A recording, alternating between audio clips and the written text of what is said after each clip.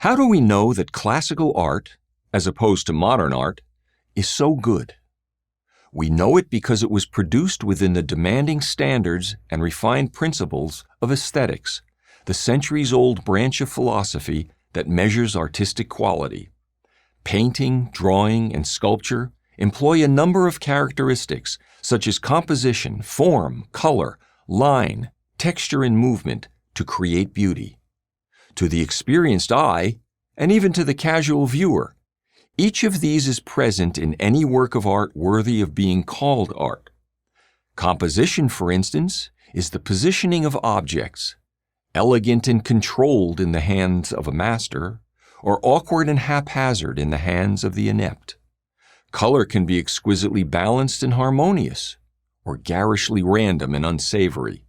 Movement can be uplifting and dynamic, or static and perverse. In my previous PragerU video, Why is Modern Art So Bad?, I chronicled how art began to decline beginning from about the 1860s when aesthetic standards were gradually abandoned. Unfortunately for the arts, not everyone agrees. I'm sure you've heard the arguments. Art is simply a reflection of its time. Art isn't about technical proficiency, it's about making you think. Art is a matter of personal taste. There's no such thing as great art or bad art. Where do these assumptions come from? For the most part, they are the result of art histories written and taught over the last century, not by artists, but by those in the humanities and social sciences. Not having an artist's point of view or experience, let alone artistic talent, these authors and teachers have therefore framed art in the only language they understand, meaning and social significance.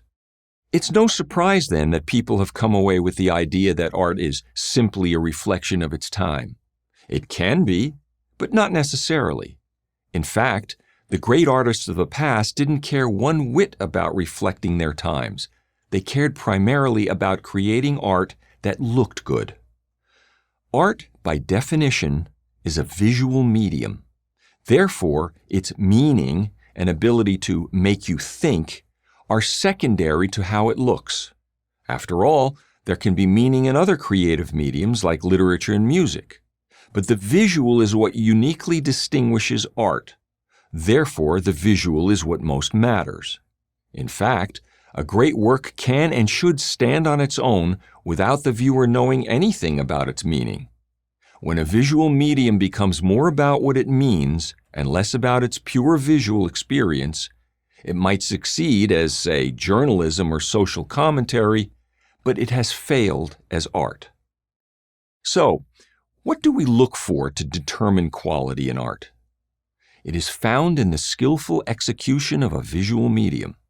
For example, in a great oil painting by the 17th century Dutch master Vermeer, the quality is there in the controlled balance of its composition, the harmony of its color, the masterful hand-eye coordination of its brushwork. When we look more closely at the soft edge between the woman's arm and her sleeve, we can see that it was achieved by Vermeer's delicate application of paint. This is the very essence of artistic quality. And not, by the way, because it looks realistic or photographic, if you will. Realism is simply a stylistic choice. In fact, great art need not even look realistic to be great. It's no wonder that many people believe the myth that photography put an end to classical art, given that they assume that looking photographic was the purpose of a painting. But that was never the goal of the classical artist. Quality of execution was.